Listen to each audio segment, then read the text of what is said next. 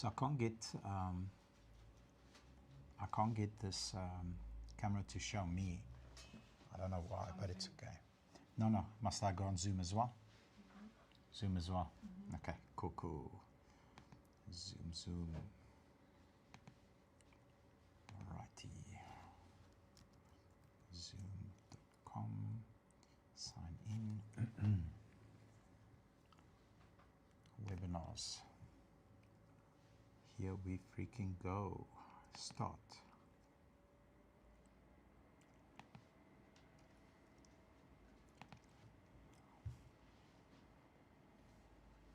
Recording in progress. Okay, I'll just minimize Zoom and I'll focus on the TikTok comments. Is that fine? Good, yes. I think the peeps can see me already. 161. 161. Awesomeness. How famous was that Civic that we did yesterday? Yeah, crazy.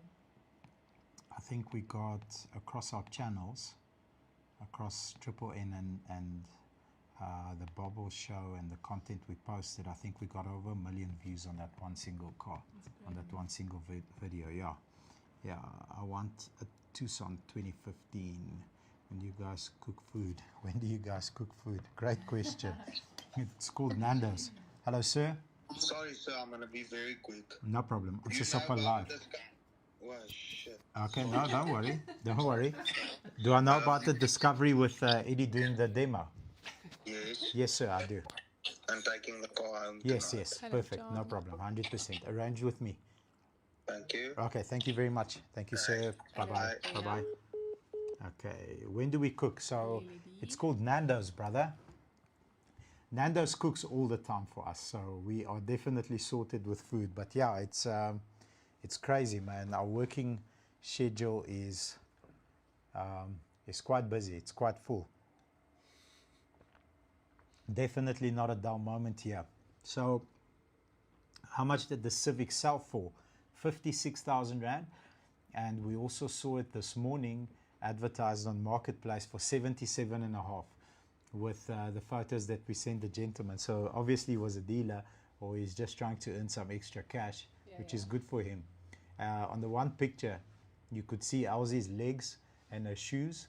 And then the All-Stars there in the distance, you could also see them as well. So I hope that man sells it quickly. All right. Hello. What's happening? Thank you very much for all the positive comments. Tonight's customer training, we want to do slightly differently. So open mic, we have never done this before. I haven't asked you guys for any questions on Story or any other platform. I want to go Q&A for like an hour or so, just processing whatever you guys want to chat about. If you have a question around finance, around leadership, around driving sales, around marketing, around building your score, around reasons why you've been recently declined perhaps, I can give you some insight. I'm not allowed to give you advice, but I'm allowed to give you an opinion. So if my opinion matters to you, shoot the question. I'll definitely always give you my best. And the intent for this live is to leave you a lot better than I found you. So kick it off if you guys have any cool questions. Yeah, the guy selling the Civic with your picks on another level. So I think he got hold of Spoonie during the live. Eugene, that always helps us with, he's our local debt collector. So after we sell the cars, and then he arranges the banking details, the invoice, obviously all the FICA documents, because NCOs, registrations, shipping, the utility that we shipped yesterday, the guy left the coolest, I don't know if you heard that voice note that he left, and I posted it on our main group, on our company's main group, but he left the coolest voice note. He said, no, he bought a car on auction, it's like he's getting the whole Mid-Mac experience. I said, yes, brother, it's already on the truck, on its way to Durban. He wanted to drive it, but decided, no, he'll first fix the aircon, because I told him the aircon doesn't make cold, so either drive early morning or late night, because it's freaking hot in Durban. You guys have a built-in sauna. When you climb out of the aeroplane, I used to wear glasses, and the aircon of the aeroplane is so cold. When I climb out, like in Mauritius, then my glasses fog up. Then I need to clean them first, because you can't see anything. But thank you for all the love you showed us. Thank you very much for sharing the live. Today's intent is just to answer any and all questions around whatever we do. Perhaps you've had an experience, good, bad, or ugly. I can give you insight. I'd like to keep it clean. We don't name and shame. Just give me the example. Bought a car from a dealership. This is what happened. What do you advise? What would you suggest we do? Anything around finance, anything around DIC, kickbacks from the banks. I'm an open book. I'm going to hold nothing back. And I want you guys to ask me, like a friend of mine always said, you said, Bobs, whenever you give these talks, you know, don't lift your skirt up too much. You mustn't reveal too much. Listen, man, I've got no skirt on tonight. So if you guys want to ask me any technical questions, even in-depth questions about Mitmac, how we run our company, the different departments, the interactions, our training facility, how we train cadets up to sales legends, shoot your questions. I am ready.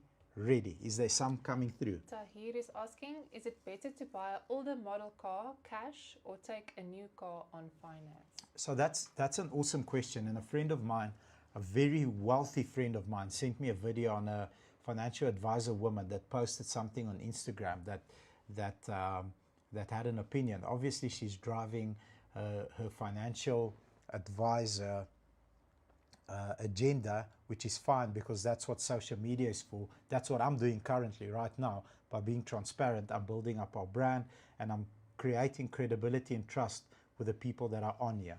So, you know, it's her opinion, it's her channel. She can say whatever the hell she wants to say. So is it better to buy an older car cash or a new car on finance? So a couple of things that you need to consider.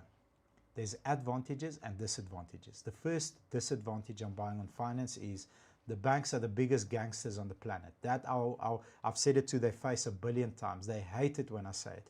So when it comes to the banks, very few dealerships, I think no dealerships do what we do. So once a year, we bring them all together, all the BDOs, area managers, and senior managers. We take them to one of my favorite places to go and eat is at the Pretoria Country Club at the restaurant. It's called Blue Saffron. So we take them there, we wine and dine them, we treat them, but we all sit on the same table. That never happens in the environment because they're enemies, right? And the reason why I do that is not for them to create friction, but to bring them closer together. I'll present them, this is what we do well at Mitmac, this is where we're going, this is where I feel we've got an edge over the competition, this is where our business strategy is going 5 years, 10 years, this is where we want to be, we want to expand different provinces, etc. And this is where we're failing you. So we're failing you here, here, here, here as a collective. This is where we suck. I'm very sorry because you've had a horrible experience with our company when it comes to these 3 or 4 things that I've noticed over the last quarter, and here's how we want to improve. Can you give us more feedback instead of pinning them up against each other? You pay less DIC, you pay more DIC, whatever. So having said that, the immediate disadvantage when buying on finance is the biggest gangsters in the world, i.e. the banks, get to make interest off you. So the interest, you can do a couple of things with the interest. You can put it, drink a glass of water and put it behind you and say, this is the price I have to pay to enjoy the reliability of a new vehicle. I get to enjoy a service plan. I get to enjoy an extended warranty. I don't need to budget 50,000 Rand and I'm going to punch the Audi guys for a S-tronic gearbox or clutches or Megatronics, whatever it is that broke on my car, and I'll take out a personal loan and I have to pay that because the car comes with that stuff standard. Now, the advantage of buying a car cash is, you know, it's yours. Make sure that you insure it. By the way, like, I think the latest stat is 68% of cars are uninsured. 70%, whatever the number is. It's freaking scary. Challenge comes if you've bought the car cash and you've used all your money to buy that vehicle cash and it's not insured, it gets stolen, and in an accident you lose your investment, all your hard work goes down the drain. Now, once you've paid off that vehicle, you bought it cash, it's your vehicle, you have to maintain the vehicle, you have to make sure that you account for tire services, you account for any failures, you know, preventative maintenance, all that other stuff needs to come out of your pocket. After 36 months or 4 years or whatever the time period is, when you sell it, you're going to have to take a loss on both. Obviously, if you finance the vehicle, you'll lose a lot more because of the interest. But normally, how I see a vehicle finance structure is the following.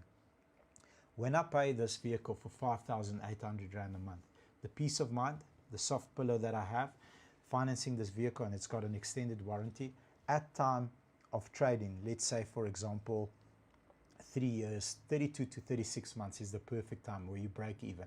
If you didn't load or do any creative accounting on your financing part, when you want to sell it, you break even, you get out of that car, you climb into something else, something different, family situation changed, whatever. You would have lost that money that you've paid, indirectly lost it, because you've had use of the vehicle, but now you're not getting anything out of it. Versus you bought the car cash, you saved up whatever the amount is, there was depreciation on the vehicle, so you'll take a loss there, but it will be a hit where now I went in at a 200,000 Rand car and now it's worth 120. So in order for me to be at the same level after 3 years, same level, I need to pop up another 80,000 Rand out of my pocket to buy the car cash. So very hard question, love the question. It depends on your budget. If you have 50,000 Rand and you want to buy a car for 50,000 Rand, you're going to have to budget every month some sort of maintenance. I don't care if you drive a Corolla, it will break. Something will go on the car, you're going to have to fix stuff. It's inevitable. Versus having a payment of 5,500 Rand for 3 years after you trade in, most probably that car will have a warranty, it will have a service plan. You'll have somebody that is accountable if anything should break.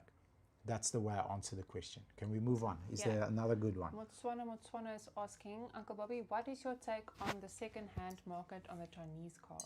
So, hot topic. I go all crazy on some of our videos, and the Chinese companies that have approached us to become an agency for them, I really am interested in one. It's a brand new one that's coming out. It has not been launched yet. They've got a hybrid, so plug-in hybrid. So you charge the car on the wall and there's an engine. Claimed range is 1,200 kilometers. And then there's a fully electric version as well. The fully electric version is 760 around. The plug-in hybrid is about 660. The size of the car is an X3 size. Very nice, high-end sound. I grew up listening to hip-hop, man. If a car has shitty sound, I automatically don't like the car. So high-end sound, very plush interior, awesome car. Okay, challenge that I have currently, right now, in this moment, this present moment now with Chinese cars. Some of the brands, and it's most of the brands, will bring out 3 years later the same car, so the same derivative, but let's say you bought the entry-level one because the top-end one was 60 or 70,000 Rand more. Currently today, the entry-level one has more features than the top-range one 3 years ago. So the challenge comes, the settlement value or the settlement amount at the bank currently that we need to settle to put you in the new vehicle is almost as much as the entry-level car that you are buying today, with slight increases in price. So we need to figure that wave out. I'm not saying that it's a Rubik's Cube that can't be solved, but potentially that's where the pothole lies in the highway, because they're cruising at 1,000,000 miles an hour and they're constantly bringing out new models. We bought a whole bunch of new Modas. It's called a Style. It's the one with the turbo. We sold them very quickly for very cheap. And the feedback, I'm like this when it comes to feedback. Every customer that's approved, validated, or approved with our company immediately gets a bunch of messages from me, so they've got my number for transparency. Warranties, all that type of stuff doesn't go through a call center when it comes to Mitmac. And I challenge the dealers to do that. And here's the challenge. If a consumer buys a vehicle from you, the chances are used car, there's a third party involved when it comes to warranties. Now, you call a call center, the guy or the girl's having a bad day because 6 other people are fluking them, and it's just a mess. It's a terrible experience normally. What I figured out about 2.5, 3 years ago is I want all that pressure to come off that customer and onto me, because the customer at the end of the day votes with their hard-earned money for a dealership. And all I'm doing all day, every day, including now, I mean, I'm fully transparent, I am literally gathering votes from you who watch our content so that one day when you are ready to purchase a vehicle, you vote for me and my company with your hard-earned cash. So the moment that we took away that pressure, the experience when something fails is a lot smoother. Cars are built, they're not broken. They will break. A Rolls-Royce Phantom, top of the range, or a Rolls-Royce Cullinan, 15, 17 million rand, whatever the price tag is, comes out with a warranty. And the reason is it can break. It's probably the best built car ever outside of a MK1 Golf, because that's the best built car. But number 2 goes to the Rolls-Royce Phantom and Cullinan.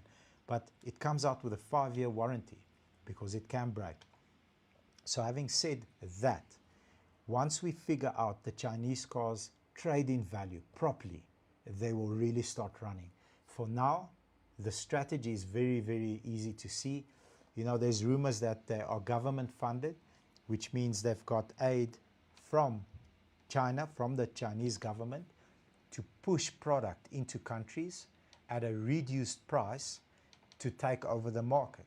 I mean, that's a capitalist move. It's a strong move. Nothing wrong with that move. I don't have any problem with that. The moment that 5% or 10% or 15%, whatever the funding is, goes away, the prices will start climbing. You know, this is all speculation. Tinfoil hat, I never take it off. The moment that goes away, will the prices jump? Now, if they do, as much as it's a bad thing for the new car market, it's an amazing thing for the used car market, because people will then tend to say, okay, let me buy this 2-year-old car, still has 3 years worth of warranty and maintenance plan or service plan, whatever the case is, and I don't need to take that initial hit as the prices jump 15, 20%, 8%. And they do it gradually, right? Cars increase gradually, twice a year, normally 3 times, 4 times quarterly, whatever the number is, 2%, 3.5%, boom. Before you know it, in 24 months, it's jumped 15%. So that's the part about the Chinese cars. I am a huge fan of them. I love the disruptor style that they entered the country's market in. You know, we're not here to take part, we're here to take over. That's what that's the flag that was put in the sand, and that's how we roll. And that's fine. You know, VW doesn't have an answer yet, which is sad. Toyota doesn't have an answer yet, which is sad. And all the other brands don't have an answer yet, which is sad. Because, you know, off-camera discussions that I have with lots of these dealers and lots of the OEMs is, take the Vivo, for example. How long have we had the jigs locally that manufacture the Vivo? Okay, can we make a cheaper car than what we currently make? Okay, and also give you a service plan and a warranty, because it doesn't come out with a service plan, to directly compete against them. So, you know, whether you like him or not, one of the core values of Donald Trump, and you don't need to like him, but he says if someone attacks you, you need to fire back. If you're now taking shots the whole time and allowing this to happen, guess what? They'll take more shots and more shots and more shots until there's nothing left of you. So how can we use the fact that these jigs we've had for 20 years, you know, they've 100% paid off. How do we go and give an answer to the question, the Chinese cars? What do we do? Can we drop the Polo Vivo's price, make it $199 for a brand new one with a service plan?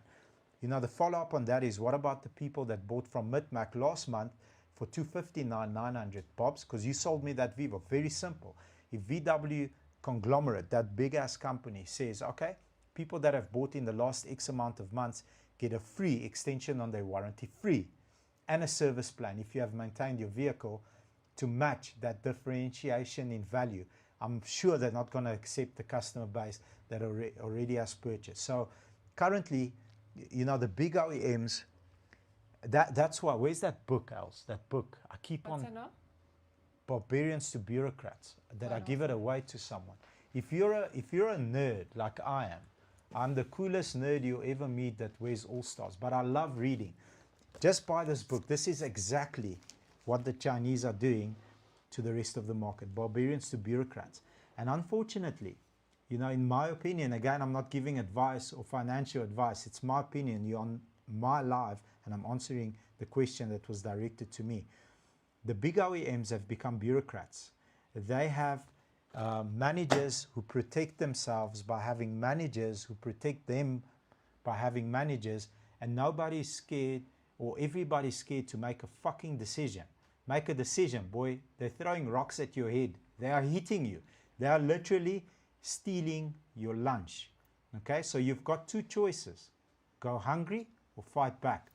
There's a concept in here that also speaks on peacetime and wartime leadership. So peacetime is 10 years ago up to 4 years ago. Everything is smooth. We are optimized for maximum profitability.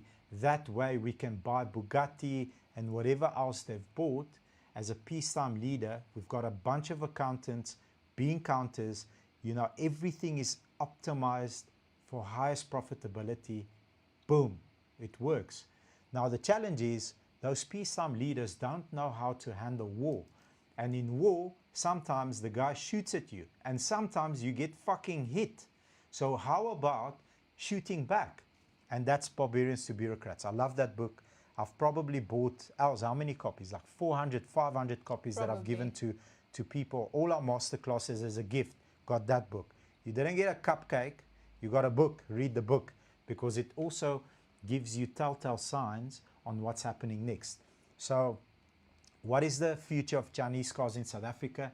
I think currently, as it stands now, their future looks very bright, because they are throwing bricks and they are landing, boy. Capitalist, they are going hardcore, and it's awesome to see the big bureaucratic companies being challenged. Do they have an answer? In my opinion, no. So, you know, how long does a ostrich put his head in the sand until the lion kills the ostrich and eats it? We'll see. Time will show us. Next question, Els. What did you pick up? Will you accept any trade-in from Jonathan Tall Mash? Tall? Tall Mache? Okay, okay. Jonathan Tall. I hope you're taller than Elsie, because then you can make some short jokes in real time to Elsie. Are you taller than 172, Jonathan? I hope you are, brother. 179. 179 allegedly with high heels, but Allegedly. 172 normal measuring tape. So, Jonathan, our rule is this, brother. If you can drive it here, I will absolutely accept your trade-in. Sometimes we've taken trade-ins that couldn't make it here. They broke on the way. Then we've got an outlay for those. We don't offer them on auction. We've got you know, dealer partners of ours that have worked with. One of the guys is my brother. He's like literally 25 minutes before I walked in here, he phoned me. He says, "Hey Lani, we haven't chatted today. You okay? How was your day?" You know, he buys anything. Sometimes we trade in a Bentley. Like, holy shit, I don't want a Bentley for 2.5 million. I can buy 10 Polo Vivos for 2.5 million. Then 10 salespeople's families can eat. Please, can you take this thing away from us here?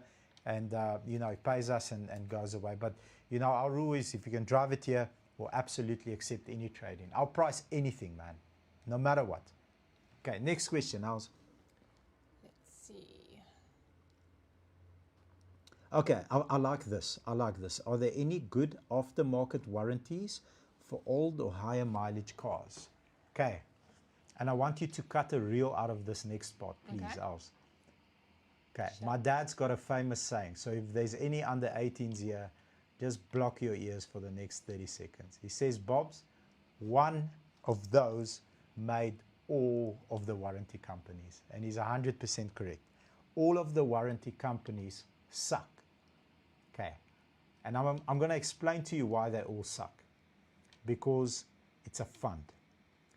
The most important part when investing in a aftermarket warranty with a dealer, the number one question you should always ask them is, how many warranties a month do you sell?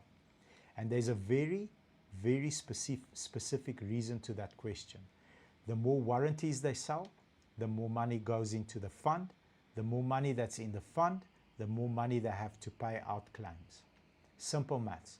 You cannot, another famous saying of Topi, you cannot, Bobby, for the life of you, fit 2.5 liters of water in a 2-liter water bottle. I said, who, me? I can do anything. I can run through walls. He says, show me, let me see. And it comes out, it turns out you can't fit 2.5 liters of water. Topi, if you're watching, salute. You can't fit 2.5 liters of water in a 2-liter water bottle. It does not fit. So our warranty company works is this way. If there's enough money in the fund, they pay out the claims. It's unfair, but that's it. There is an insurance policy outside of that. So if the dealer goes bust or the warranty company goes bust, by the way, it happened to us 3 years ago. I think it was 3 years ago. It was probably the most stressful time of my life in business ever. Warranty company that we supported, we had all our eggs in one basket. Very big lesson learned on my part. All our warranties went to one company, one. Okay, and I'm talking $250 a month. Okay, $250 a month. We're talking here, what is it? 2,500 warranties a year. Okay, Crazy. crazy shit. Okay, that warranty company went bust. Sends me an email explaining themselves. I said, okay, I'm not going to accept this shit. Anyway, long story short, lots of fights. Okay, I was very rude to one of the directors. I used foul language that I don't want to repeat. Eventually, they said to me, hang on, Bobs, we've got somebody that has bought us. It's a listed company. The fund continues. I said, I don't give a shit. Okay, you've got, at that stage, man, it was a lot. It was like 6,000 customers at risk. You've got 6,000 of my customers that voted for me. They didn't vote for you. They don't know who the F you are. They voted for me. I will lose my business, but I will never not pay out a claim. You need to show up for me because I showed up for you. Long story short, a month or two later, a listed company bought that company that went bust. They replenished all the funds. We had a rough ride, I think for a couple of months. I'm going to lie to you, but I think for a couple of months, I think it was 4, 5, 6, 7 months in a row, we were burning 470,000 Rand a month on claims from our pocket. I've never said this publicly before. Elsie's eyes went big. She didn't even know. But we stood up, we stood tall, we took our beating. All the paperwork got worked out at the end. The listed company came in, they took over like a boss. Okay, immediately, I split my business into two. I don't have all my eggs in one basket. And I'm going to give you another business lesson about splitting your business into two. But before I do that, let me finish answering the question. If the dealer gives the warranty company a lot of business, you can take out an extended warranty with that dealer because there's enough funds to pay in case there's a payout. Another, and I'm going to teach you something super slick. It's called an ex gratia claim. If there's any warranty companies tonight, no, I'm not driving a blue 335 GT M Sport BMW, so don't ram me off the road. Elsie's driving that car. Nice. The most So- long hare, they will know the difference. They'll know the difference. So and there's height, obviously. an ex gratia claim is when the dealership asks for help over and above what that warranty should pay for that specific component that failed. All right, what happens here is this. Inside a secret, this is me like taking my skirt and putting it over my head. I'm going to share with you something that 99% of you didn't know. An ex gratia claim comes out directly from the dealer's commission that he or she receives rather when that warranty lapses. Now, the last time I received money from a fund, and I'm talking I've done tens of thousands of warranties, was back in 2021. I got 275,000 Rand from one warranty company and said, Bobs, after all claims were paid, this is the money that's left. I'm like, shit, why so much? Well, everything's covered. All the warranties have lapsed. This is your Christmas bonus. I'm like, I hope I never take one again. Then we work with burn ratios. So you've got a percentage. How much are you burning currently as a warranty attached to a dealership? My burn ratio target is 100%. I want to pay out every claim and as much as ex gratia is needed on every claim to make sure that if there's a failure, that customer is covered and safe.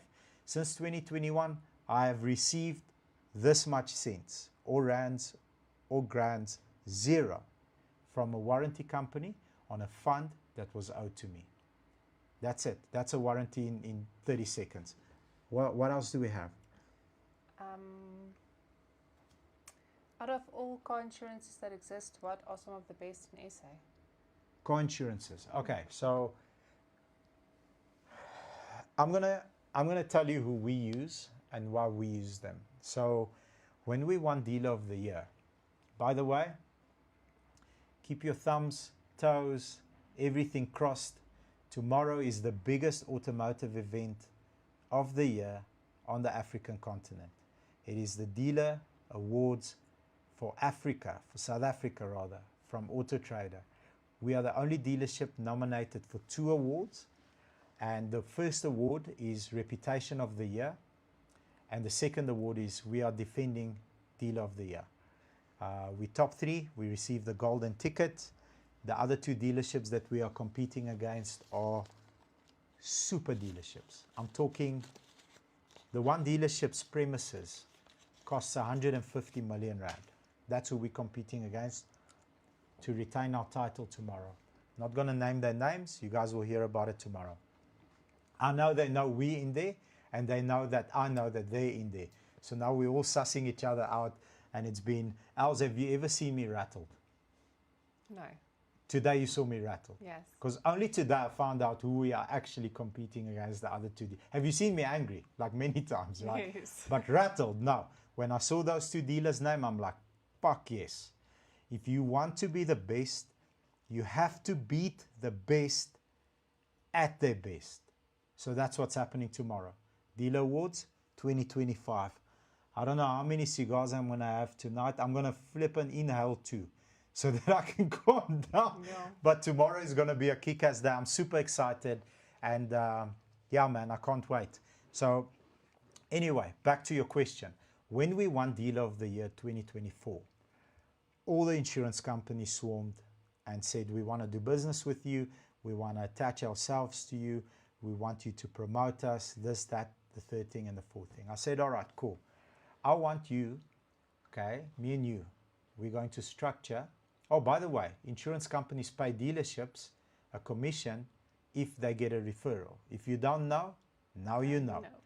It's up to 1,500 Rand, 2,000 Rand, some crazies pay 2,500 Rand per policy to dealerships. I'm not saying it's right or wrong, I'm saying it's there. So, and I'm not blasting my own horn here, but hear me out for the next 30 seconds. I said, here's what I want. Here's the 5 of you, here's what I want. I want you to pay me no commission, but cover the first premium, the pro rata premium of a customer. Pro rata meaning, this is what pro rata means. Today's the whatever date it is, the 15th of October. Pro rata means from today until the end of the month, you pay for that customer's insurance out of your own pocket. And the next month. Okay, so first month, next month, if the customer stays, if you treat him royally and the customer decides to actually, you know, vote with their hard-earned money, here, I vote for you, I'll stay with you, you can debit my account.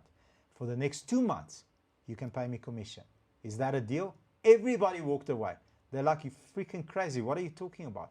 Like, we want to make money, you want to make, I don't want to make money from insurance. Like, why would I want to do that? I want to make money from selling a customer a car. That's where I make the money. You make the money from the premium and you pay dealerships commission. Do not pay me commission, but cover the pro rata and the first month. One insurance company entertained my suggestion. They said, okay, cool, sweet. We love the idea. It has to go to legal because of this, that, the third thing. We have to debit order the customer's account and then we pay it back a couple of weeks later, whatever the, I think it's 10 days later for the pro rata and the first installment to make it legally compliant. Everything passed FSP, everything was fine. Thick paper like this, NDAs, whatever. So I can't divulge too much into it. But that's how we structured it with one company. Now, having said that, we're selling 200 plus cars a month. We are giving that business to that insurance company. I'm going to tell you who it is also. I don't care. I don't mind because they really treat me well for now. So we give it to King Price. That's the structure we made with them. And if you're a dealership watching, we've signed an NDA and a non-compete. So you can't have the same as we do. Sorry for you, nah? But from the moment that we started until today, they have repudiated one claim. Repudiated means they directly take a firm position to say we are not paying this claim. All right, and check this out. This specific person, who I know really, really well, went to a certain rugby stadium in our area, and next to the rugby stadium, there's a pub. So that person had stuff with Coke with stuff in it. You know what I'm talking about. Branas. Had a lot of branas. Okay? Got tipsy, drunk, whatever he got. He then came out of the pub, bumped into a car, drove away, bumped into a robot, bumped into a tree, ran away. Okay, that's what happened. Boom. I see, sorry, Josh, Mini also joined. Mr. George. Yes. What's up, Top G? Top G. Wait, did he hear us speak about the event tomorrow? I think so. Okay, cool. So nice to have you on, sir. It's an honor. So what happened was that person was intoxicated, flew off the road into a tree, ran away. Boom. Okay, the insurance company then obviously did the investigations. They pulled out the black box out of the car, the tracking unit. They tracked how many kilometers per hour he was driving in this whatever zone.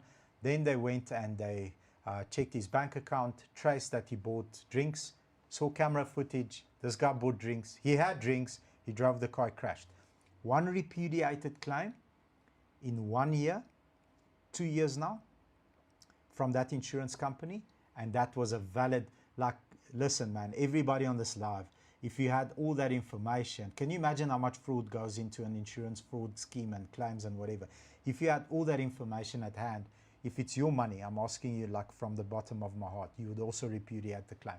But outside of that, that specific company, the specific deal that we structured with them and the way that they don't incentivize us initially, and I'm not an angel, I do get commission, but the first part of the insurance is paid, so your pro rata from today until the end of the month, the insurance company pays as a perk because you buy from us, plus your second installment as a perk because you buy from us. And then if you only remain with them for 2 months minimum, do we get incentivized with 1,500 Rand. So that's how I structured our insurance around offering insurance to you. We offer the service. If you take it, salute. If you don't take it, most businesses and companies like Bob's, I appreciate the value, brother. I've got 15 cars with Santam. I just like take a photo, email the OTP, or just send a WhatsApp. The broker insures it. You know, it's a schlep. I understand. But, you know, the B2C transactions that we do, so business to customer, individual customers, people love it. They love the structure. Everybody loves stuff for free. I found a lady, she was on the golf course. We were laughing. I said, how many balls did you hit in the water? Afrikaans woman. She says, moenie praat nie, moenie vra nie. I'm like, okay, Tani, no problem. Finish your thing. Let me know when I can call you. I asked her, you're a lady, right? Yes, yes. Do you like free stuff? Yes, I do. Here's what I offer you in terms of insurance. Are you happy? Or do you want to pay for the insurance with your own company? No. Offer me the free thing. So I hope I answered your question on the insurance part. But again, every single insurance company will have their private investigators to make sure that it's a legitimate claim. One of my friends, this guy comes to my house. He comes to my house and has supper with us. I go to his house and have supper. They own an insurance company that's specified for 4x4 vehicles. So they're not really interested in insuring Polos, BMs. They love the 4x4 world because of the extras, accessories. So they've got a bespoke policy for that environment. It works really well, very successful. So one of those people, son, obviously it's a big customer. They insured his BMW. The BMW, you know, a taxi came in front of me and, you know, ran me off the road, and now the car is, you know, total write-off. Well, when they pulled the tracker report, they found out that this lighty was doing donuts at a shopping center at like 5 o'clock in the afternoon, showing off, and then he lost the BMW and he went into a wall. So Bob's, this is it. Dad's angry.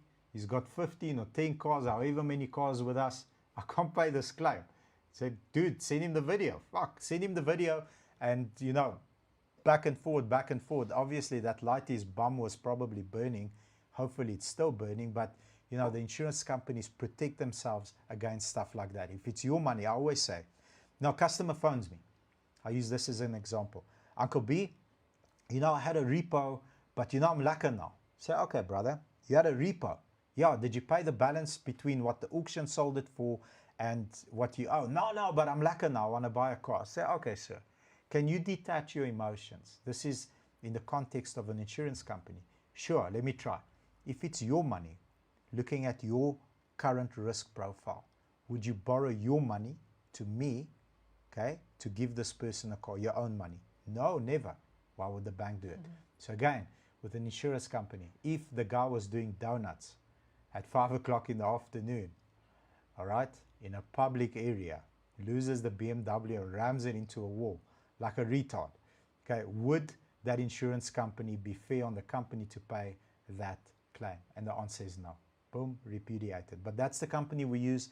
That's the reason, the methodology, the thought process behind why we use them. It's that upfront value, always over deliver on customer service. You know, how was the experience? How was the call? Okay, sorry, just got distracted there by WhatsApp. How was the experience? How was the call? Everything is sweet. We hold them to a very, very high standard because they need to match dealer of the year vibes. The moment they drop, I hold them accountable. If they don't improve immediately, I look elsewhere. Hope I answered your question on insurance. What other cool questions do we have, Els? Henk Bosch recently got a 25% salary increase 1 year into my 6-year car finance and want to upgrade. Yes or no?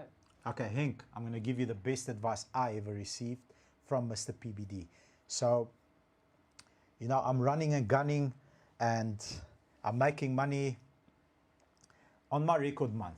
Okay, if Mr. George is watching, I'm going to show you lots of love. And I don't know if you remember the score, but I remember the score. The 1 month, we hit a record month. It's 9 o'clock in the afternoon or in the evening. It was just after 9 o'clock in the evening. It was month end and I finished my month end.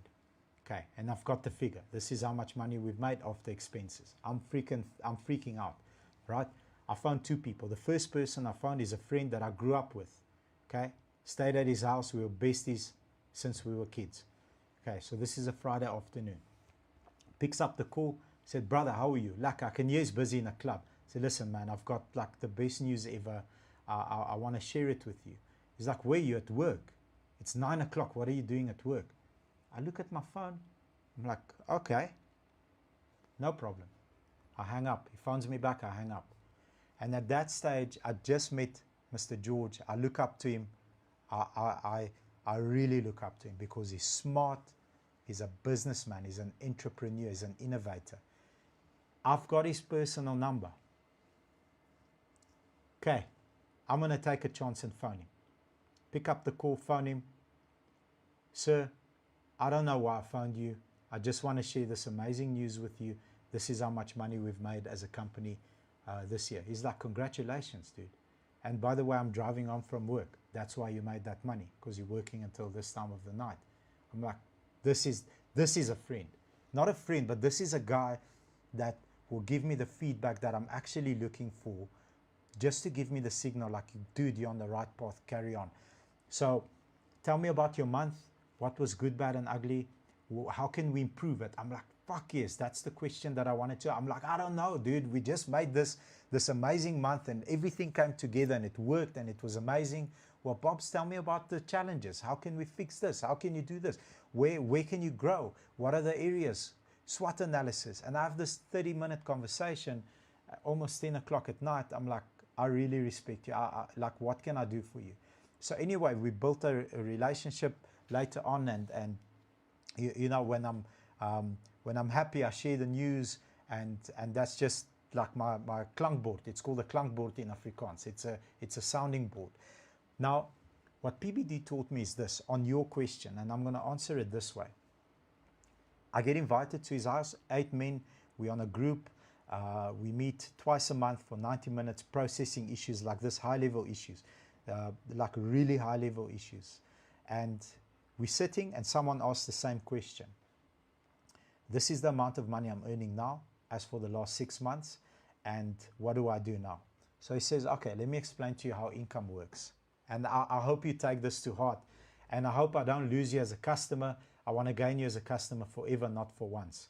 And everybody here, your income is only your income if you can maintain your income for 2 years. So what that means is, if I am getting paid X because I got a promotion, this, that, the third thing, and I can maintain my income for 2 years at that level, that is what I'm worth in the marketplace. And here's why. Sometimes things happen at work. I'll give you an example at our work where I've made mistakes. Things happen at work, there's a resignation, we're scrambling, we advertise the position internally, and I make a mistake and I rush that person into a manager's job. Eddie is the perfect example. I always speak of Eddie. Eddie's running and gunning, he's selling 30 cars a month. One of our managers resigns. At that stage, we had Mitmac 1, where the tier 3 people sit, where I sit now. I had 2 managers. We had a red and a yellow team. So Chris was running the red team and Eddie was running the yellow team, and it was the conversation was, why is yellow? Because the song Black and Yellow came out. Do you remember? Yeah. So Eddie's an African man. He says black and yellow, so he's running the yellow team. I'm like, sweet brother. I convince him. I convince him. I say, Ed, you're phenomenal. You're a beast at closing. People look up to you. People respect you. People want to be around you. People want to be like you. People want to speak like you. They walk like you, Ed. They eat what you eat. These people adore you. You're a leader. I want you to lead this team to new heights. I force him into a manager's position. Ends up like the worst mistake that I ever made, and the worst mistake that we made together. A couple of months later, a year later, Eddie actually left our company. I've never said this before. Eddie left our company.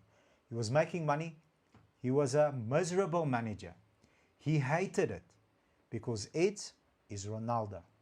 He is a rock star, but he doesn't want to lead people because he then leaves his income into the hands of other people. Because he doesn't directly sell and close, he doesn't build up that pipeline that feeds him. He has to now directly lead and close people. Sometimes team members drop the ball. I've got youngsters here. Saturday, the one guy doesn't show up because he had a jaw on Friday. Now the customer's screaming because his car's not ready. He's not answering his phone. It's a mess. Being a manager is very hard. Managing people is very, very hard. So because I put him in that position with a promise to increase his income, okay, he was there temporarily, didn't maintain it because it was the wrong position, and it's my fault. I've apologized probably 100,000 times to Eddie. You know, after he resigned, I said, Ed, I'm sorry, I screwed it up. I fucked up, brother. I'm so sorry. You know, he's one of the many, or one of the few people that I've ever cried in front of. He's one. I cried that day when he left, and I cried when he bought his big mansion in Pretoria East, because that was the plan that me and him made when he came back. So anyway, that's behind the, besides the fact. If you can maintain your income for 2 years, that's your true income, because there wasn't a forced promotion or a lucky shot that you, or lucky strike, or I don't know what industry you're in. You know, there was no lucky contract that you ended up landing. And I'm not saying that you don't have skills. Not at all. I'm not challenging you. You asked me a very cool question, and I'll answer it the way that it made sense to me. But if you really earned it and you are worth that in the marketplace, even if that company closes, you have the skill set, the know-how to be able to jump to another company and earn the same amount of money because of the value that you bring to the table. That's why if you can maintain your income for 2 years, that's what you're worth in the marketplace. I hope I answered your question in a different way. What else is there, Els? Mac Jazz had a similar question about how many months do I need to have been making money in a business to finance a car with you? So in a business, when you're buying on a business name, banks typically want financials, latest financials, and they want your business to be registered 2 years. Why I say typically, and it's a very important word, there are exceptions, but there are very few exceptions. If you finance on a business name, on a company name, ABC Trading.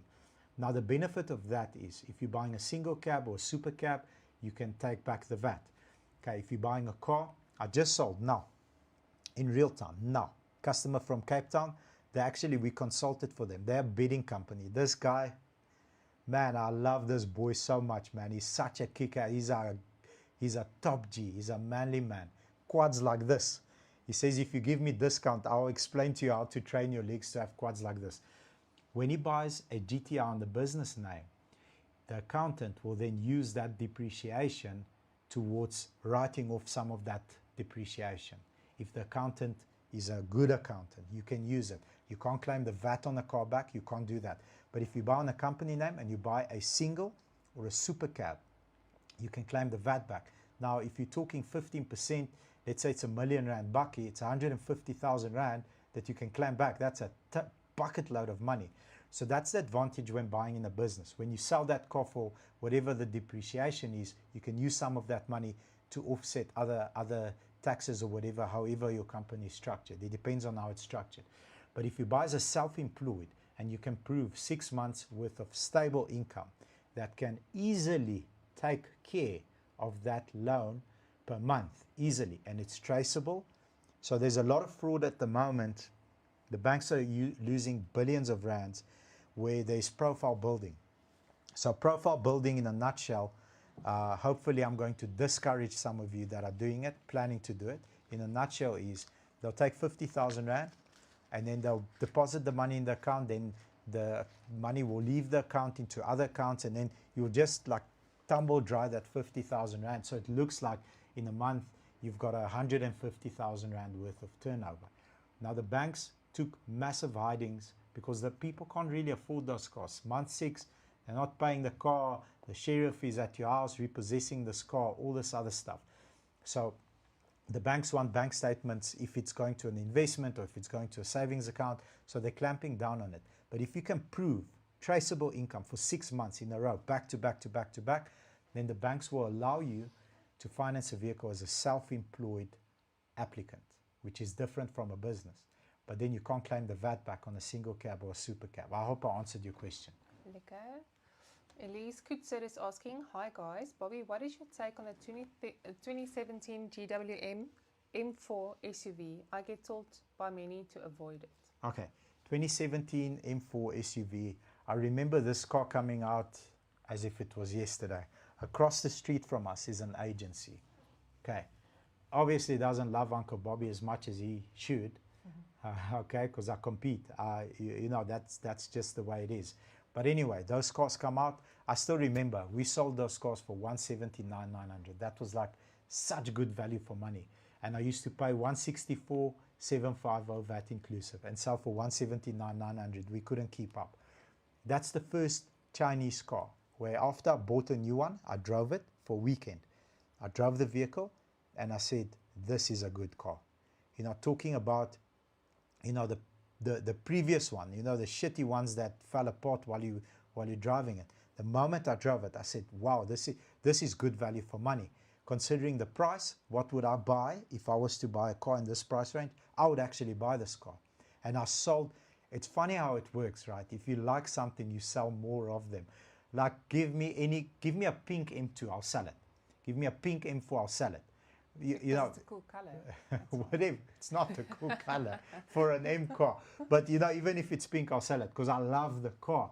When the customer sits inside that car, I put it in M2. I show him where the magic button is, and we pull away 2-3 times, and that car just says, "Hey, are you awake?" You know, everybody's smiling, everybody giggles, everybody laughs. It's like, this is exhilarating. I can sell the car. I sold those cars. I sold thousands of them because I love the car. Now, pushing forward, when it's a 2017-year-old model car, it's an 8-year-old car, whatever the age is, depending on the mileage, was it maintained?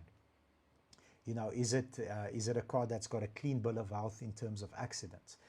Is the car visually nice? Was the car, you know, washed regularly? Was the car used properly, or was it abused? If the car is nice and it's got decent mileage, what I would suggest is, in your case, if you're paying a fair price, make sure the dealer attaches a 2-year extended warranty. From my experience, I've done very basic things on those cars, clutches, stuff like that. You know, maintenance parts, moving parts. I've never opened an engine. I've never had a head problem. I've never had head gaskets, gearbox blow up. Very strong car. I'll tell you to take that car. If it's got good service history, good ownership history, buy that car. You'll love every second. Lekker. Okay, Victor, if I bought a car with an in-house warranty, can I take it to any RMI dealer? So the short answer is yes. Lekker. Okay, the longer answer is no. Okay, when a RMI workshop, because like my dad said, you know, one of those made all the mechanics as well as the warranty companies. When they see a warranty, okay, if they are not reputable, just because they are RMI doesn't mean they are reputable. They should be reputable, but I've had bad experiences with some of these guys. They'll see a warranty and they'll say, okay, this car's clutch is a problem. It's an 8K repair, but this warranty covers 25,000 Rand for for gearbox. So, ma'am, your gearbox is bust.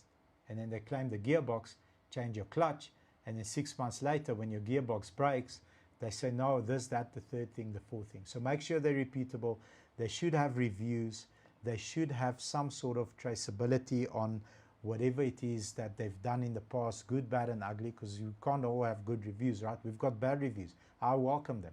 If we have a bad review, for me, it's a process or a person issue. Process, did we fail in how we conduct ourselves? We need to, like, that's the best advice that you can give me, because you've experienced it firsthand. We failed you. How can we improve? We'll mop up the mess and then improve. If it's a person issue, we need to either train that person again, because it's our fault that that person failed you. It's me. I employed that person. So I can't say my salesperson screwed up. I screwed up because I put that salesperson in front of you. And then we can give them training repeatedly. And then listen, at one stage, if we've given you training multiple times on one thing and you're not snapping it, we either move you out of that department or out of the company. That's just the way it works. So warranty companies, RMI, go for it, 100%. Make sure they're reputable, read their reviews, make sure they're good guys and they're not going to claim a expensive part because the warranty covers it and fix a cheap part. That's the biggest leak currently in the workshop industry. It's difficult to fix that. Lekker. Okay, Uzara Bata one is saying, hi Uncle Bobby, how do you see if a car has duplicate papers? How do you see if a car has duplicate papers? It's a very good question. Currently, it's very difficult. And the reason why it's very difficult is only 3 dealerships in the country currently have access to eNators directly. Access to eNators directly. We're very fortunate to be one of them, so we can pull that information, and there's a code. If anybody's bought cars on finance before and you request a copy of the papers from the bank, you always see that in black marker there's a control number that's literally filled in with black marker, and they send you that paper. So on the system, on the back end, that control number matches our system. Now, it doesn't mean you don't have steps. What I would do is, if I'm buying a vehicle from a private individual, just to make sure 100%, there is impound centers all over the country. The biggest one in Pretoria is in Pretoria West. It's an impound center. This is where all cars that are stolen, duplicated go. I would go and arrange a thorough check from one of those people on the paperwork as well as on the car, because it could potentially be cloned as well from a private person. I'm not saying all private people are scallum, but there is scallums out there. So what it will prevent you from doing is losing your money. If they check that that vehicle is not a duplicate vehicle, the control number matches the system's control number, then you'll know it's the latest NatOS document. Because another problem that we've had in the past, before we had access, is luckily I didn't lose a car here. I've had this probably 10 times. We get the papers, it's a 100% reputable guy, we've done our background checks on the guy, and then we try and dealer stock that vehicle and it gets returned and the answer is not the latest NatOS document. I'm like, holy shit, what do you mean? So customer loses their papers, the papers are missing, they're like, let's go to the bank or let's go to the traffic department and request a duplicate. And then, you know, the wife looks where the papers are, she finds the papers, and then they give me that papers. So then that paper, that control number is no longer working. That is not the latest NatOS document. Obviously, the requested one eventually comes to us with a lot of confusion back and forth and 17 telephone calls. But if it's not the latest NatOS document, then you can't register the car on the name, as that control number literally no longer exists on the system. Cool question. Thank you. Awesome. Professor Dintwa, being rejected a lot because of short loans. It's 3 months free of debt. Should I apply now for a car? Okay. I see Top G's also got a question. I'm going to grab it next. Okay. Give me the question that the professor had, please. Okay, just hold on. Just need to get Okay, to it. he answered the question on our live. Thank you, sir. Salute. Thank you very, very much. Appreciate you. Give me the professor's question, please, Els. Nie op my skree nie. Ek skree nie op jou nie, homie. Was rejected a lot because of short, small loans. It's 3 months now, free of debt. Should I apply now? Okay, the number one reason currently in South Africa, in the banking industry, for a decline is a short-term loan, a payday loan. It's the number one reason. The banks run away. And here's the methodology. And some of you have gotten advice from somebody that you should have never ever gotten advice from. And they say, take a quick payday loan because that helps you build your credit record when you pay it back. I've literally had hundreds of people say that to me. I'm like, okay, cool. So here's how it looks on the other side of the fence. The bank sees it this way and this way only, and pay attention. This is very important. You are taking out a short-term loan because you can't get through the month with your current income. You either have a gambling problem or a drinking problem. You've got some sort of a problem and you can't get through the month with your current salary. Over and above that, you want to take out a loan for a car. No.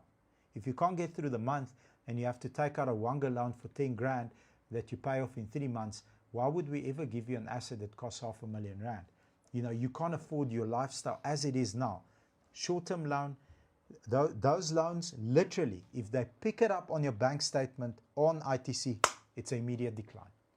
And I hope I explained it in a way that it makes sense on how the bank sees it, rather than how you feel currently because you're in the situation. 90 days is the perfect time, sir, and I'll tell you why. I'll explain why. If you're applying for vehicle finance, what the dealership should do is apply at all the banks at once. We use either Ceriti, big company, more OEM based. Used cars use, or pre-owned independent dealerships used a program called Signia. One push of a button pushes the app to all the banks. Now, if you bank with Westbank, for example, and ABSA approves you, ABSA can't go historically in Westbank's bank statement to see that you have a short-term loan, a Wonga loan. What they ask you for is 3 months consecutive bank statements and 3 payslips. Once you supply those documents to them, they'll be able to pick up that in the last 3 months, there's no short-term loans, Wonga loans, whatever you call them, nothing that we can pick up on your bank statement. Everything is sweet. You can afford your lifestyle. We will be able to give you a car. Everything is sweet, no problem. If you take it to Westbank and you bank with FNB, they can potentially go back and say, but this person lives on these short-term loans. It's a high-risk customer. They decline you. Lots of times we get an ABSA customer that is declined by ABSA. The people go nuts. I've been there for 15 years. I will so much change the banks. Calm down, brother. The next bank's the same. They're all the same. They're the biggest gangsters in the industry. They are all the same, literally. You have failed here. That's what they pick up. That's what the other bank can't see. Therefore, that's why you got an approval there. So 3 months bank statements without a debit order on a short-term loan is the perfect time. What people do is, and man, Mr. George has seen me and my WhatsApp when I plug myself with a USB in my belly button. I receive 4,500 WhatsApps a day.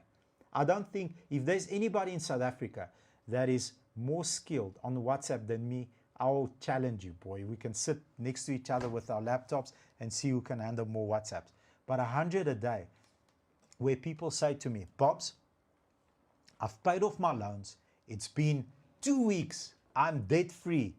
When can I apply? 90 days. No, 90 days, brother, because that still reflects on your bank statement. It doesn't matter if I can get you approved or not. I'll get you approved. I will fail validations because I'll get you approved based on your income versus maintaining your lifestyle on ITC. Once we send in your documents for validations, they'll pick up the short-term loans, they will decline it on validations. That's the worst.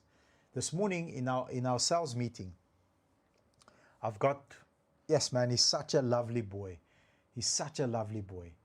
He was going to do a 3-in-1 to one customer. It failed validations. That's like for the business, for the salesperson, for the finance team, for everybody. It's the biggest letdown. A decline up front is taken like, it is what it is.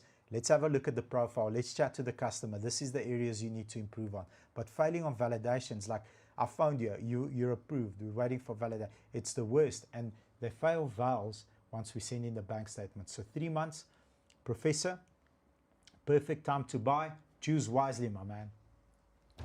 Cool. Okay, so let's do Facebook a little bit. All right, Sean cool. Silic is asking, Uncle Bobby, I'm in the process of buying a new car, but dealer is pushing for dealer finance. I got an excellent interest rate from a personal finance application. Okay. Can a dealer get an even lower rate? Okay, so that's a very good question, and I'm sure Mr. George is gonna listen attentively on how I answer it. Okay, so dealer is pushing you to finance with them.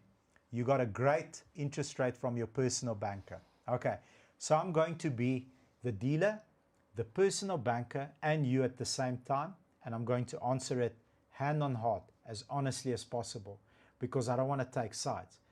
First advantage when financing with the dealership: speed. That transaction will be concluded the same day. You can go home with your car.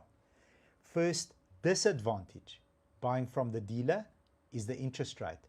If the dealership is not going to pin the banks up against each other to get you the best rate possible, the recommended rate, and not lift it to enrich themselves by getting more DIC, more kickbacks, because that's what happens in the banking industry. I have done thousands of hours of talks on that. Okay, but if the dealer is a good dealer, and 99.99% are good dealers, okay, it's a very small percentage of dealers that actually do this, but it does happen. If the dealer gets you the best upfront recommended rate, there is no reason why ABSA, for example, can give the dealer 12%, but your personal banker 11%.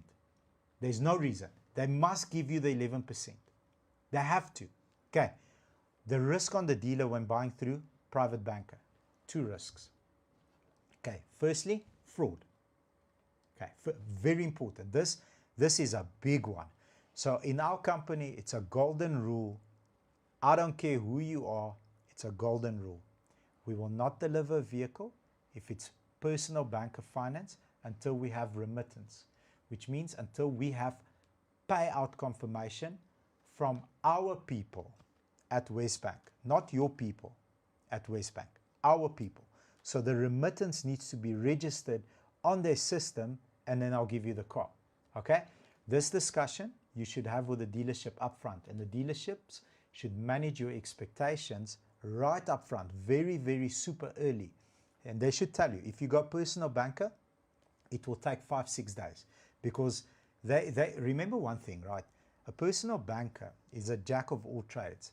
They've got many customers. They do home loans, they do overdrafts, they do credit cards, they do car finance, they do checking accounts, they do investments, and 70 other things. Okay, they are not experts at vehicle finance. They do have targets to meet for X amount of vehicle finance transactions that need to happen each and every month. So, and the pressure is on, they have to do it, but they will take longer. They don't have a direct person that I can phone someone in validations and say, heads up, this is super urgent, customer is very, very, very much in a hurry, very much urgent, sort this out for me today, please, let's deliver. He can't.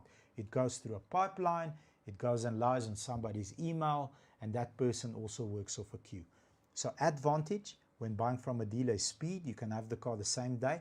Disadvantage is only one, and that's right. And if, I've had massive fights with head of banks where in the past it's happened to me. The customer gets from his personal banker, Prime, but then the same bank gives me Prime plus 0.5%. Okay, so Prime plus 0.5%, Prime. Explain to me that maths, sir. You are borrowing the money to the same person. How the F are you going to charge him more if he buys from me than there? Explain to me the logic so that I understand. Take away your dealer code, give it to the personal banker, let them do the personal banking. Let me see if they not only capacity, the education to be able to maintain a high level of credibility. We are so regulated. We are audited every week. People come and audit us, our paperwork, our file. They can't do it because the volumes are too much and they've got too much work. So, realistically speaking, if the dealership is a good dealer and they give you the recommended rate, there is no reason why ABSA will give you at the dealership 12, okay, and at the personal banker 11. That's bullshit. They have to give you the same.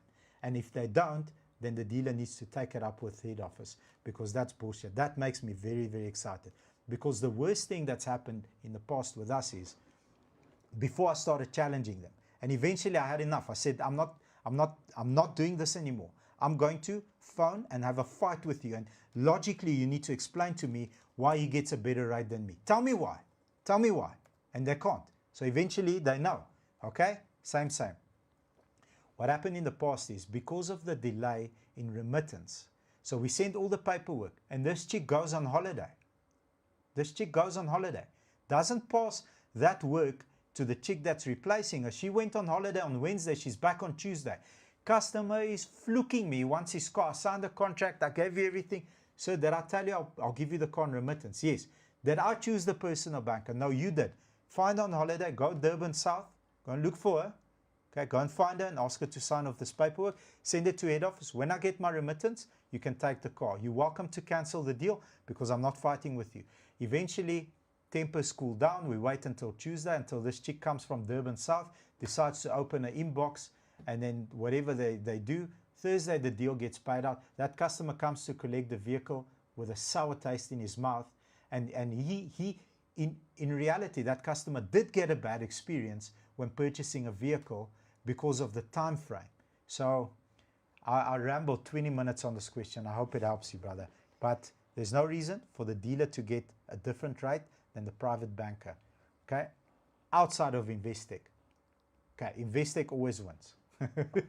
That's from personal experience. When the guy says Investec, there's your OTP, I will only release the car on payment, this is what remittance is. There we go, cheers.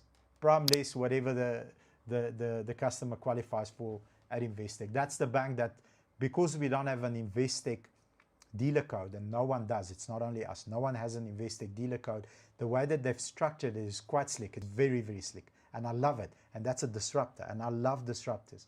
We lose that second gross commission, it's okay. The customer will not get 7.25% on a 2023 BMW M4, but he'll get it there. Why the hell would you sign with me at Prime? Like, I would push you away, go and get that interest rate that Investec's giving you, because it will save you a lot of money at the end of the day. Next question. Lekker. Okay. Henk Bosch. Uncle B, on a lighter note, your favorite BMW, year, model, and color? So I'm going to answer this question the way that I answer each and every question, or each and every time I get asked this question. Okay, on a business level, for me, my favorite car is a sold car, and the reason for that is our wash bay gets paid, marketing team earns a salary, salesperson earns a salary, workshop earns a salary. Everybody gets to take care of their families and feed their families when a car is sold. Okay, my favorite car is a sold car because I know we did a fantastic job to get you as a customer. Now the work starts to retain you as a customer and keep you coming back and referring customers to us. Okay, now I'm going to answer the question as Bobby. My favorite BMW to drive, or my favorite car to drive. Okay, and I'm so sorry we don't get enough of them, but every time I climb in a car like that, I say, damn, this car was made for me. Like, everything feels like if I was to make a car, this is the car that I'd make. And it's an i8. I love the i8. We had one, I saw, I you had a story that you posted the other day, and one of the photos was in the photo. I freaking love an i8. It's techie, it's a hybrid, even though it's like the first proper hybrids that came in that was like a sports car. It's not the fastest. An M4 kills it, an M3 kills it. But just the way the sound of the car is, when you push the button, everything is blue, that sound of the electric motors, It's a 1500 petrol with an electrically assisted motor. But the way the car makes you feel, for me, man, I love an i8. Okay. By the way, this morning I drove a convertible Porsche to work relatively within the speed limits with a roof off, and it's got an acro pipe. I sent my friend a photo, a selfie while I was driving the car with the roof off. That was freaking awesome, man. That acro pipe, when I pulled away at the Platinum Highways toll gate, the friendly lady gave me my card. I didn't even put it in my wallet. I just stuck it in there. Sport manual, first gear, acro pipes. It sounds like a freaking supercar. That was so much fun. George And I Mini- drove the speed limit, ish. Never. George Mini said, Uncle Bobby's favorite BMW is the C63. Yes, a C63 is a boss car. It's like if you take Mike Tyson and you made a car out of him. Okay, the V8 Turbo, the new one. It's Mike Tyson, not the 2-liter. Okay, the 2-liter might be faster. I don't want to get into an argument, but a C63S is Mike Tyson if it was a car. If you know how to drive that car, Sport Plus manual, it's one of the funnest cars that it's so much fun. But Top G, the C63 will be a very close second. But you know what? We need to promote abundance. It's not this or that. It's this and that. So my favorite car is a i8 and a C63S. Okay, well, That's my favorite car. So It's it's a and. It's not difference. at all. so yes, a defense. I'm not on the fence. I'm not a flip flopper. It's not this or that. It's this and that. Okay, that's my favorite car. Cool question. Thank you for asking, sir. Cool. Okay, and then Cabello is saying, who is a better driver between you and Elsie? That's easy to answer. It's me. How many accidents have you had? How many accidents have It you was had? small. I never rode. How many off a accidents car. have you had? So this is the thing, right? So When you let's ask a move man, on. let me So on finish. Let me finish. Facebook- So let me finish. Okay. When you ask a man, have you had an accident? Ask me, have I had an accident? Yes, you Yes, have. I had an accident. I rode off a customer's M3. The road was wet. There was oil on the road. I lost control. I lost control. The car went sideways. I was in a bridge. The steel part of the bridge came between me, my back seat, and there. Okay, so millimeters, whatever, I would have been dead. It was my fault. I wasn't paying attention. Okay. Okay, have you had accidents? What happened? I literally just had bumper scrapes. That's it. Okay. And rim scratches. Rib scratches and bumper Okay. scrapes. So, Okay, what happened? Pot plant? yes. Okay, so did you see the pot plant? No, I didn't because of the That's a drug dealer woman explaining tint. an accident. No, It's the no. pot plant's fault. Whose fault was it? It was the drug dealer tint. The drug dealer tint. Yes, You couldn't okay. see out the window, Okay, and that's yeah. when you hit it. So that's fine. It's my fault that there's drug dealer tint on there, I suppose. Is that what you Man. wanted me to say? Johnny Depp was the first person to win an argument, and I think I came close to winning this argument. Did I win this argument in the comment section? Please Not a help me. chance. Did I Okay. win? Who won the argument? That's the new cap. Not a chance. Okay, so read all the books. Okay, 100% Bob, less than 100%. It's like being almost You won. Yeah, yeah. Testosterone in the house. This is it. These are my people, Els. These are my people, Els. Ghost. Can See? you block him? See? How do I block someone? Ari also says. How do I Aussie words. block Ghost? Block. I'm kidding. I won't block you. Okay. I'll block you later. I'll screenshot Monkey this yellow. person. Thank you. All right. Next question. Uncle Bobby, have you had an experience whereby the customer applies at your dealer, then gets the client, but gets financed elsewhere? And what could be the reason? Awesome question. I love that question. So, and again, this is like literally me not having even, anything under the skirt. Dealers get ranked this way: silver, gold, platinum, diamond. Okay. I came in as a silver dealer. I was 21 years old. I was so thankful to have a dealer code. On a 50-50 split, the customer got declined by me, approved at Pretoria North Toyota. At 21 years old, my brain's not developed. Not that it's more developed now, but slightly more developed now. It's still in process. At 21 years old, I'm mad. I'm running through drywalls. Okay? I'm outside myself, looking at myself looking at myself that side until someone sat me down and said, calm down, boy. Okay, tap me on the back. I'm going to explain to you how this works. You want to be that person. I said, but you're giving the customer shit experience. Until today, even though we are ranked 3 years in a row, back to back to back, Finance and Insurance Dealer of the Year 3 years in a row, it's an unfair rule. It's an unfair rule because if you are to put the consumer first, really put the consumer first, then that consumer is the only thing that matters, not the dealerships. Okay, there is an exception to this rule though.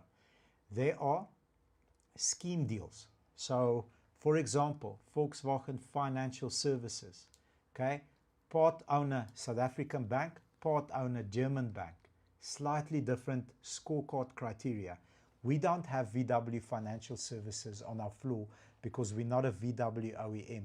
Slightly different criteria. Same with Toyota. And that hopefully answers your question. So yes, it's possible. That's what happens. Dealerships are ranked differently. A 50-50 deal at a dealership in Gazina gets declined. They come to me. We are currently, for the last 3 years, the blue-eyed boys and girls of finance. We get approvals because it's a 50-50 deal and we're platinum or rather diamond rated dealership. If you go VW Financial Services and they've got some sort of a scheme deal, BMW Financial Services, Alfira as well, completely different scorecard. So if the dealer doesn't have the dealer code there, but then Alfira has the dealer code with a slightly different scorecard, maybe you didn't meet just the minimum requirements here. Alfira meets the minimum requirements. Boom, there we go, boy. You got finance. That's a kick-ass question. Thank you for asking it. Awesome. So we're going to Instagram now. We have a Okay. question from Kay Lean Clack. Uncle What's up? T, What's up? The Ford Puma How has many rims can I scratch in a day? All of them. I'm kidding, Kayleen. Don't jump off. shit. The Ford Kuga, No, the Ford Puma Puma, yes? has dropped dramatically in price to move units, but will a car with little demand depreciate faster? So, awesome question. I actually had to trade in two about 2 weeks ago, and they have drastically dropped in price. In my opinion, I'm not allowed to give you advice. You're on my life, getting my opinion. It's the right time to buy it now because you're getting excellent value for money for like 75% of the price.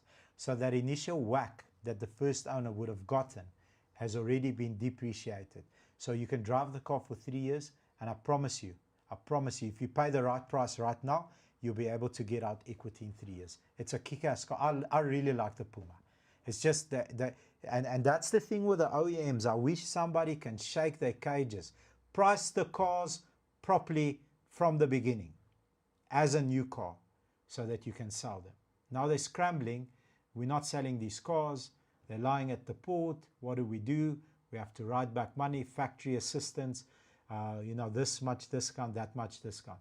So if you're in the market for one of those cars, go and test drive it. I really like that car. For me, the way that it looks, it's kick-ass. And if you buy it now at this depreciated price right now, 3 years from now, you can trade it in and you'll have equity in the car. But if you bought it a year ago at the full price, which the two that I had to trade in, I said no to these customers. I said, sir, it's a sin for me to load R250,000 on your settlement, okay, because you owe 250 too much, because you paid full pop, 250 too much, and 9 months later you want to come out of the car because your ass is itching. I'll scratch it for you. It will cost you R250,000. Don't do it. Drive the car. And both of them took my advice, and I lost 2 deals, but I've gained 2 customers for life in 2 years. Okay, so there's another one from Instagram, and then we have a Just Durban one from TikTok Okay. that's going next. So from Instagram, Jake's Graham, please tell us what to do when we are sold a car that has been trashed before and we buy it because it has a clean title, PPI cleared, BMW cleared, but car was written off. So that's an excellent question. And if it has a clean title, that's key information. If you've properly done your research and it has a clean title, I would like to assist you off camera just to make sure that it has a clean title. But if it does have a clean title and you bought it from a reputable dealership, they might have missed it because it has a clean title. Now maybe their process failed when it comes to evaluations. Go back to the dealership, show them the evidence that you found, and they will replace that car for you. It's the right thing to do. If you bought it from a reputable dealership, everybody makes mistakes. I've made those mistakes many, many times. They'll buy the car back, they'll do the right thing, and they'll sell that car off to the trade at the price that the car is worth, because everything's got a value. Every car has a price. It doesn't matter that it's trashed, then it will get priced accordingly. So go back to the dealership. Hopefully it's a reputable dealership. Show them the information that you found, give them the evidence, and put the ball in their court to do the right thing, because they will. They should, at least they should. Cool, cool, cool. And then just Durban from TikTok. Elsie, ask Bobby, how does balloon payment work? Okay, good question. Thank you. We had a whole live on balloon in the simplest way. Simplest way. Not everybody qualifies for balloon. You need to be quite a strong customer. The older the vehicle, the less of a balloon percentage you can get on that vehicle. Okay, typically the maximum that I've seen, I know there's rumors, but that I've seen is 40%. Okay, there's some schemes that are coming up with like 50 and 60%. Don't do it. 40% is max. Okay, 40% balloon on a 2025, 40% balloon on a 2024, 35% balloon on a 2023, 30% balloon on a 2022, 25 on a 21, 20 on a 20. That's typically how it's worked out. 40% for the first 2 years and then 5% down. Typically, there are exceptions to the rules, because I actually had 3 or 4 customers with an ITC score that starts with a 938 I think is max.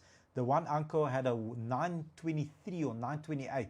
I'm like, this uncle should investigate how he lost those 10 points, and he should make war, because he needs to be perfect. But anyway, a customer like that will get a 40% balloon on a 2020. But that's an exception to the rule. That's not the rule. Then they take that amount. That amount still accumulates interest, but they put it one side. So let's say, for example, 500,000 Rand, 40%. What is that? What is 40% of 500,000 Rand? 200,000 Rand. Mathematics. Is it 200,000 Rand? Top G, if I'm embarrassing with my maths, so 10% is 50, 100. Yeah, 200,000 Rand. So you will enjoy the reduced payment per month on that amount. So you pay 4,000 Rand less per month. Okay. The disadvantage is you cannot sell that car in the first 36 to 48 months. If you do, if your bum is itchy, that scratch will cost you money. The break-even point is extended with a balloon payment. Okay, no balloon payment, 32 months, boom, break-even point. You might even get equity if you didn't buy a strange car, and I'm not going to name and shame. If you bought a normal, everyday car, the brands that we all know and love, and you didn't think, I'm going to buy this beautifully designed Italian car that, no, if you bought a normal car, 32 to 36 months, boom, break-even point, that's when you can give the car back, might have a little bit of equity. If you have a 40% balloon payment, that is stretched 42 months, another year. So you have to drive the car for 4 years. You will enjoy the reduced installment, but it's always give and take. Nothing is for nothing. Because you enjoyed that reduced installment, you're going to have to enjoy it for a year longer before the break-even point happens. Now, you might think, what if I want to keep the car? Perfect. On month 72, whatever the month is, your installment is not going to be 8,000 Rand. It's going to be 208,000 Rand, because that balloon payment has to come out as a lump sum. So you've got choices. It's not like you don't. You can refinance for another 24 months and pay that 200,000 Rand off. But, and this is a big one, I want you guys to take a mental note.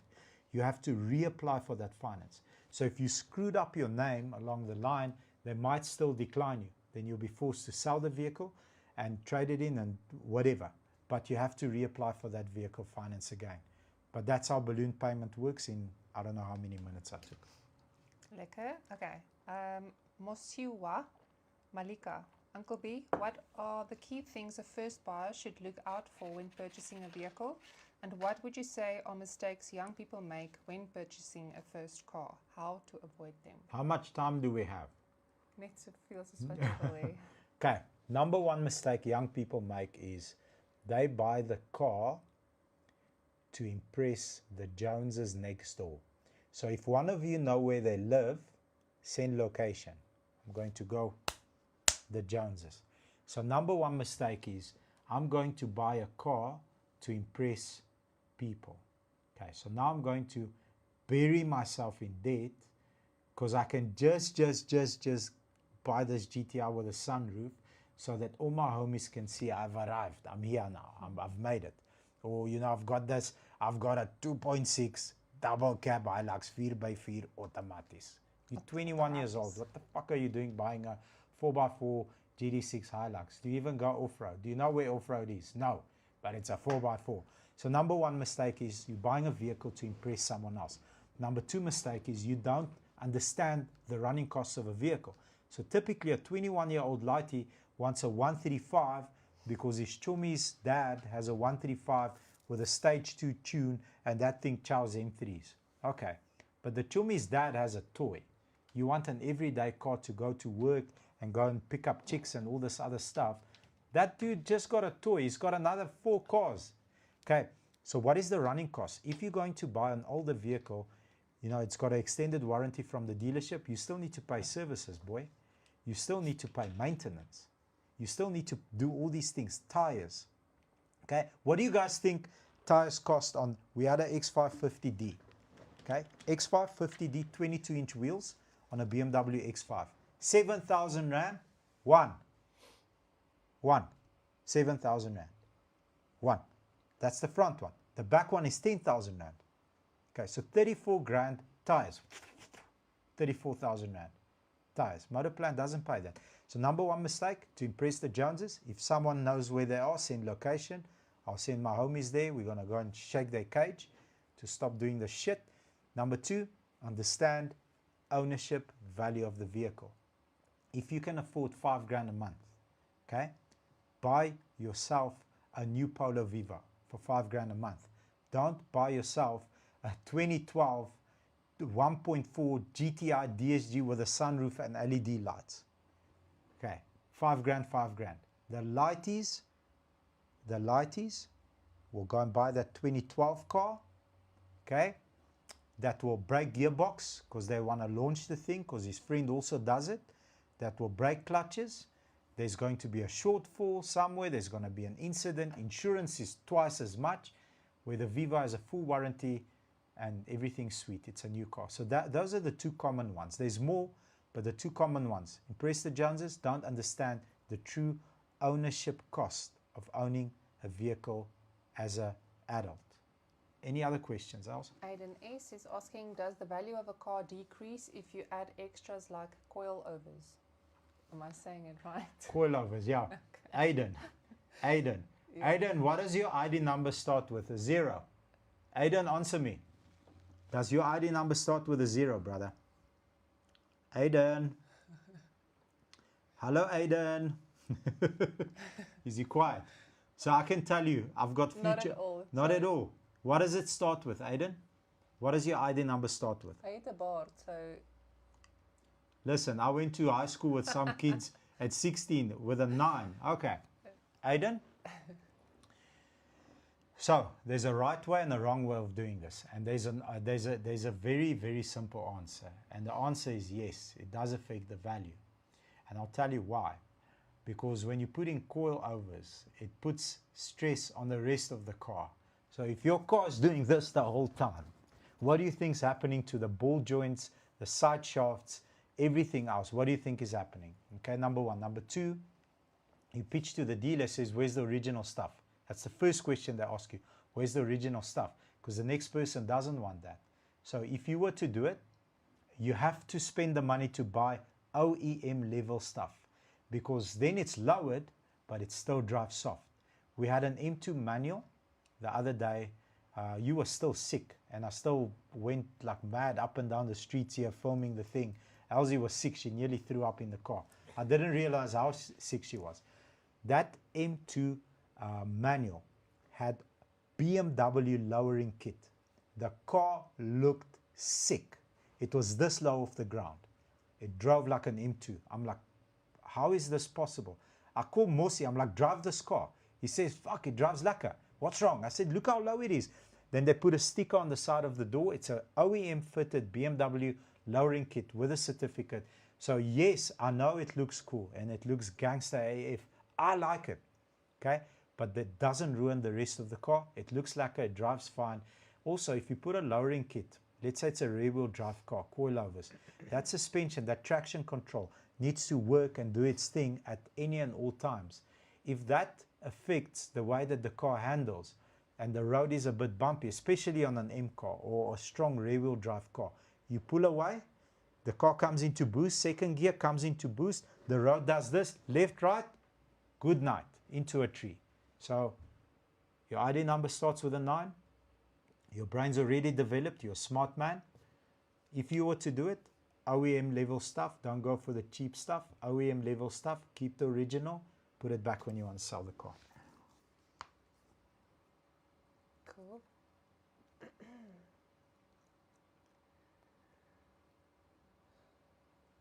Okay, let's see. Okay, Uncle Bobby, I want to get into buying and selling cars. How did you start? Okay, good question. I also just saw it on TikTok. I started working for a dealership, and it's a very, very cool story. And it's the best thing that could ever happen to me. And at that stage, I thought it was the worst thing that had ever happened to me. Like, how do I end up wanting to pursue a career and I end up with this guy?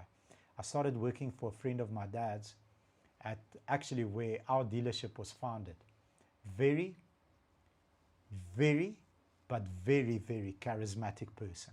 I've spent time with PBD, with Patrick Bet-David, at his house over multiple days.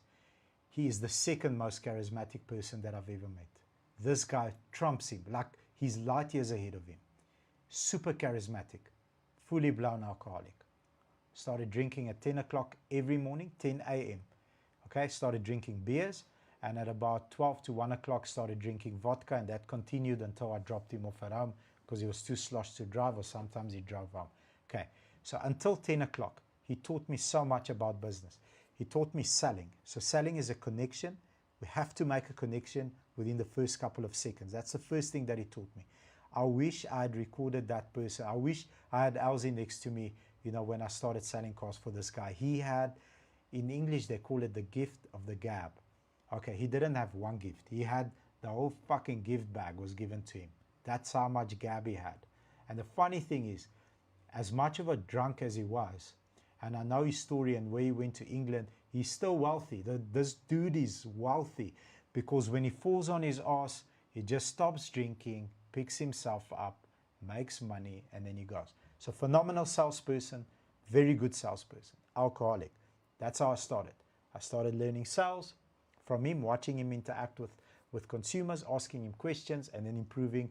And then one day, I just fell in love with books, this stuff. Okay, fell in love with books, started reading about sequencing. That was a big thing for me. So sequencing up to today is a huge thing for me. Who touches the customer first? Why does that person touch the customer first? What do I say to the customer first? You walk into a dealership, welcome. You walk into my dealership, welcome, sir. Really appreciate you taking time to drive all the way to us. My name is Bobby Petkoff. How may I serve you? Now, everybody says help. I say serve. How may I serve you? I already sound different, and I'm here to serve you. Already, the positions are you lead because you're the customer. I'm just going to serve you. When I ask you questions, you're going to give me answers, and I'm going to serve you with whatever the outcome needs to be that's agreeable to both. Okay, sequencing, and then eventually lots of help, family, lots of hard work, investments that were put in 30,000, 50,000, one cheapie, two cheapies, three cheapies, became partner. He left, he did his own thing, and we just carried on and worked 20 years, 7 days a week, non-stop. That's how we started the company, and that's how we grew the company. Anything else, Els?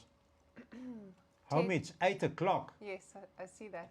Jeez, we've been going hard, eh? How many questions do you still want to take? I'll take 2 more. Okay, so Ted Tabiso is asking, Uncle Bobby, what's your take on auctions, MFC, etc., since more people are taking that route?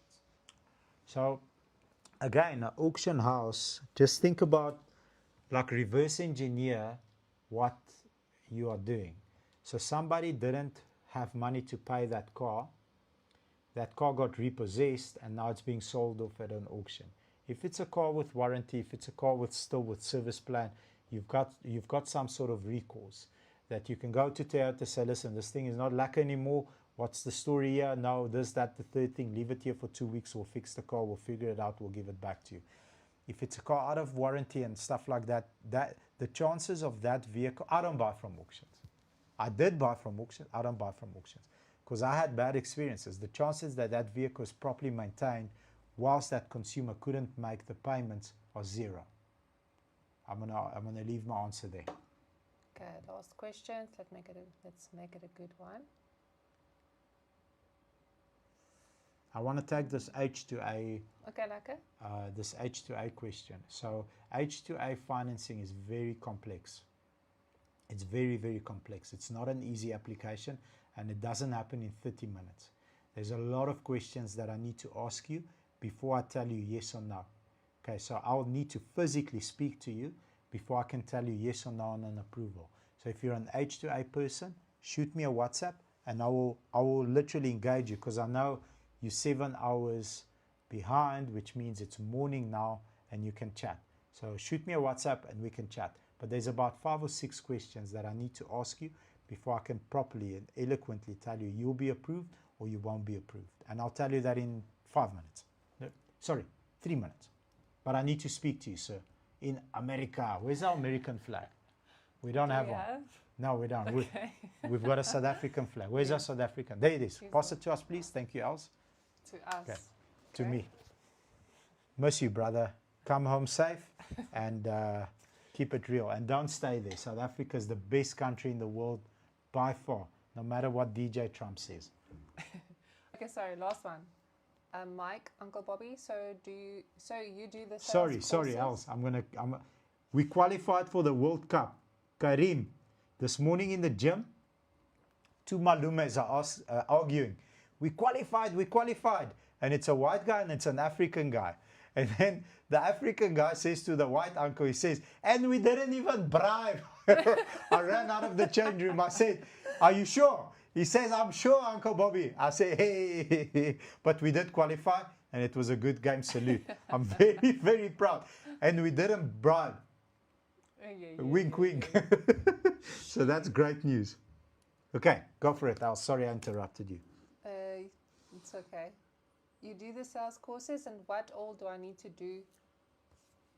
One of the courses. Met andere woorde, hy wil een van die masterclass Okay, courses so hey, how do we end this live on a Yeah. high, Els? do. So, Exactly. boys and girls, ladies and gentlemen, we offer a very unique service to help businesses. What I offer is my mistakes that I've paid for over 20 years, millions of rands in mistakes, and I help you identify where those mistakes are, where those landmines are, so you don't need to step in them. So if you want to book us, our booking fee is 25,000 Rand for 90 minutes. I'll show you how I train my salespeople.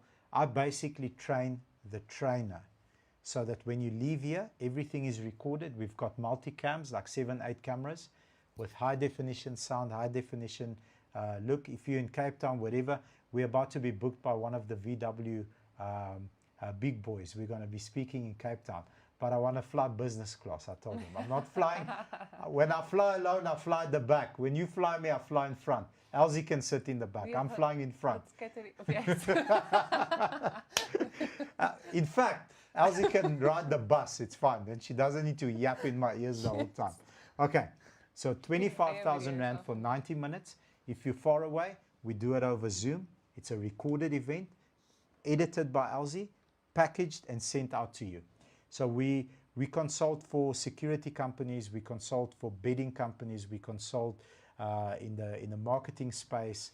There's crypto guys that have been here, countless dealerships that we've consulted for, whether it's sorting out your F&I processes. And I can give you value because I have the results. 3 years back-to-back F&I of the Year Mega Division. 3 years back-to-back. So just the one F&I keeps on sending us gifts. Ja, She sent me shame. socks with my face on it She's the other day. freaking legit. Okay, Ja, she- ek het ook dit gekry Ja. en biltong. And but I biltong didn't and share socks. with I'm you. like, you paid the fee. You don't need to send me socks. She says, no, but I like you guys so much. So if you're on, salute. She sends me socks with my face on. But 25,000 Rand, 90-minute session. If you buy 2 sessions for 50,000 Rand, you get a third one for free. Same structure. I give you a lot of questions up front that you answer for me 3 days ahead of time. I prepare. I spend hours on your business. So when you sit here, I know intricate information about your company so that I can give you insight into what I failed at and how I fixed the problems. Processes and procedures, training, marketing only. We had a freaking, the guy came here with a Rolex presidential day date, 800 grand watch. That was the last guy that Don't lift it up in the sky, look at the phone. I cannot open one of my socials without him being first, because he did a marketing course with us. First, Instagram, I'm going to quickly open Instagram, because every time I open it, it's him. Okay, not him. Yeah, that's the first time. Let's see again, let me reset it. Not him. First time, it's not him. Literally every time I open my Instagram or my Facebook, he's the first person that pops up. So when it comes to marketing, we are at 325,000 organic views, average per day. Organic means we didn't put a budget behind it. So when you see a dealership that has 800 views, 300 views, 200,000 views, 800 views, they put a budget behind it. So that's how it works. 325,000 organic views per day, every day, consistently for the last year and a bit. So our marketing course that we give businesses, it will explode your socials. 90-minute session, 25K, you book 2, you get a third one for free. So you can do marketing, you can do processes and procedures and training, or whatever you need to process, where I feel I can give you value. We'll have a conversation up front. If I can't give you value, if you're asking me about biochemistry, I'll be like, dude, it's over my head, not an expert in that field. You know, I can find out who I can refer you to and then take it from there. We had a storage facility company. That was one of my favorite companies that we consulted. Father and son, storage facility, and they lend money out. Nice. So what happens to the people that don't pay, Uncle? Which storage facility doesn't open to the public? He laughed. But what we helped them with is, the biggest value I gave them on that call, outside of the processes, procedures, marketing, everything, I hooked him up with our lawyer, with one of our attorneys that can handle, the people that don't pay legally. They don't send out people to come shake you up. Legal, 100% killer lawyer. I hooked them up together. They've got a beautiful relationship. I've done the introduction. Cost him 25 grand. He's probably made 2.5 million since he's seen me. So that's how the consultations work. Shoot me a WhatsApp. We can have a conversation. Elsie will book you. Our calendar is relatively full. We do it after hours because I've got a day job. We do it after hours. I like doing them on Saturdays as well. After hours. Sometimes I don't want to do it Sundays because Elsie loves.